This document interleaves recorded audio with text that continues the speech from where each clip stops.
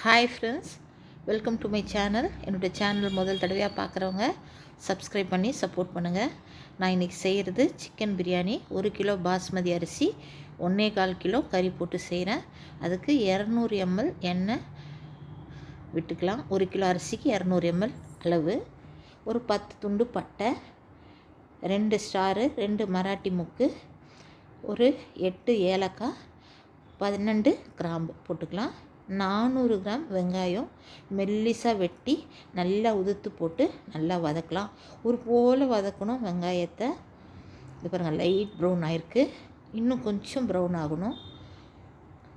இந்த மாதிரி ஸ்டேஜில் அதில் புதினா கொத்தமல்லியை ஆட் பண்ணிக்கலாம். ஒரு கட்டு புதினாவும் அரை கட்டு கொத்தமல்லியை சின்னதாக வெட்டி 2 ஒன்றா தான் போட்டு வச்சுருந்தேன், எடுத்து வச்சுருக்கேன். அதையும் போட்டு ஒரு வதக்கிக்கலாம். எண்ணெயில் லைட்டாக வதக்கினா போதும், ரொம்ப கலர் மாற வேண்டாம். ஃப்ளேவர் நல்லாயிருக்கும். இஞ்சி பூண்டு ஃப்ரெஷ்ஷாக அரைச்சேன் நான்.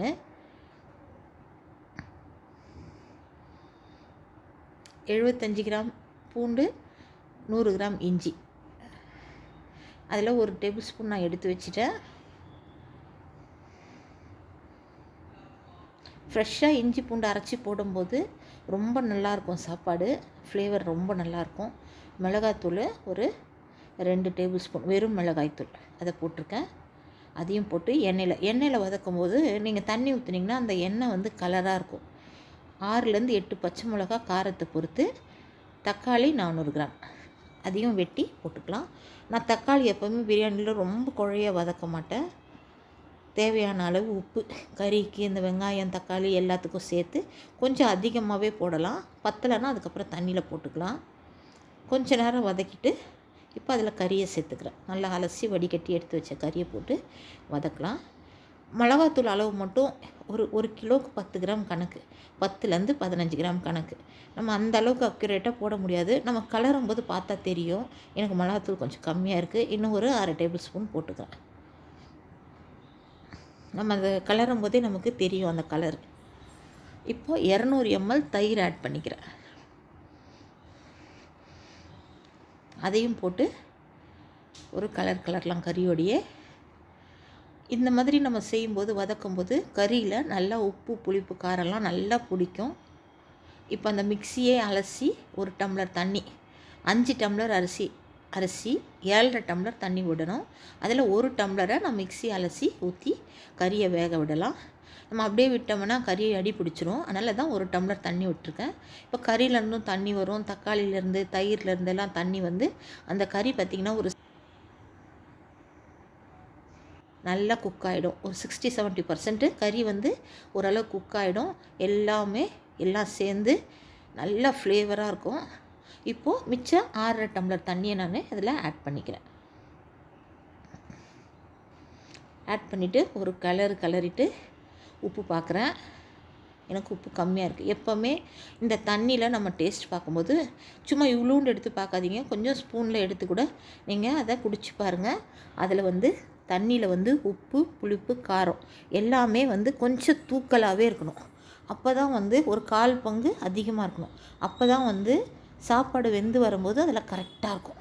இன்றைக்கி எங்கள் வீட்டில் சொல்லிட்டாங்க, பையன் எந்த ஒரு கண்டிஷனும் இல்லாமல் பர்ஃபெக்டாக காரம் புளிப்பு உப்பெல்லாம் கொஞ்சம் தூக்கலாகவே செய்யுங்கம்மா, நல்லா செய்யுங்க. நான் சொல்கிறேன், போன வருஷம் நான் செஞ்ச பிரியாணிலே இதுதான் பெஸ்ட்டு பிரியாணி. அவ்வளோ டேஸ்ட்டாக அவ்வளோ நல்லா இருந்தது.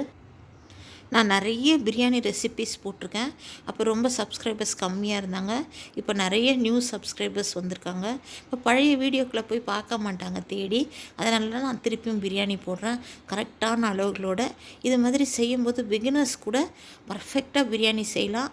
பிரியாணி செய்கிறதுக்கு ஒரு ஆசை வந்துடும் நமக்கு. இந்த மாதிரி செஞ்சு பாருங்கள். அதனால தான் நான் ஸ்டேஜ் பை ஸ்டேஜ் காட்டியிருக்கிறேன். இதை இந்த மெத்தடில் செய்யுங்க, கண்டிப்பாக அருமையாக இருக்கும். செஞ்சுட்டு நீங்கள் கண்டிப்பாக எனக்கு கமெண்ட் பாக்ஸில் எனக்கு கமெண்ட் பண்ணிங்கன்னா ரொம்ப சந்தோஷப்படுவேன். நான் பிரியாணி நிறைய இடத்துல சாப்பிட்ருக்கேன். ஆனால் உண்மையை சொல்கிறேன், எனக்கு நான் செய்கிற பிரியாணி தான் எனக்கு பிடிக்கும். ஒரு இடத்துல எனக்கு ஒரு டிஷ் பிடிக்கும். பட் பிரியாணி மட்டும் நான் செஞ்சால் தான் எனக்கு. அரிசி போட்ட பிறகு மூடி போடாதீங்க. இது மாதிரி அப்பப்போ கொஞ்சம் கிளறி கொடுங்க. மெதுவாக கிளறி கொடுக்கணும், ஹார்டாக கிளறக்கூடாது. நான் எப்போவுமே அது பாருங்கள், இப்படி பண்ணணும். அரிசி உடையக்கூடாது. தண்ணி பார்த்திங்கன்னா ஒரு 10 மினிட்ஸ்லலாம் அதுலேருந்து ஒரு 75% தண்ணி இழுத்துக்கும். பாருங்கள் சமமாக ஆயிடணும். அரிசியும் மேலே தண்ணி தெரியக்கூடாது, அரிசி தெரியணும். அந்த அளவுக்கு தண்ணி இழுத்துக்கணும். அந்த மாதிரி இருக்கும்போது குக்கர் இந்த பாத்திரத்தை குக்கர்ன்ற பாத்திரத்தை மூடி போட்டு தோசைகள் நான் ஏற்கனவே பக்கத்து ஸ்டவ்வில் சூடு பண்ணி வச்சுருக்கேன். அதை சிம்மில் வச்சுட்டேன். வைக்கும் போதே பாருங்கள் அந்த தண்ணி கொதிக்குது. மூடி போட்டு கரெக்டாக 15 மினிட்ஸ் தம்மில் விட்டுட்டு 5 நிமிஷம் அப்படியே திறக்காமல் விட்டுருங்க. அப்புறம் எடுத்து தரங்க. இது பாருங்கள், எனக்கு கேமரா ஃப்ளாஷ் ஆகிருக்கு, நான் கவனிக்கலை திறக்கும்போது. எனக்கு எங்கள் பையனும் எனக்கு இந்த கேமராவுக்கு மட்டும் ஹெல்ப் பண்ண ஆள் இல்லை. எங்கள் தம்பி பொண்ணு இருந்தால் பாப்பா. அதுக்கப்புறமா நான் அந்த ஃப்ளாஷை ஆஃப் பண்ணிவிட்டு ஜன்னலெல்லாம் க்ளோஸ் பண்ண பிறகு பிரியாணி கலரு எப்படி இருக்குது பாருங்கள். சூப்பராக இருந்தது பிரியாணி. இந்த மெத்தடில் நீங்களும் செஞ்சு பாருங்கள். பிடிச்சிருந்தால் லைக் பண்ணி சப்ஸ்கிரைப் பண்ணி சப்போர்ட் பண்ணுங்கள். Thank you for watching.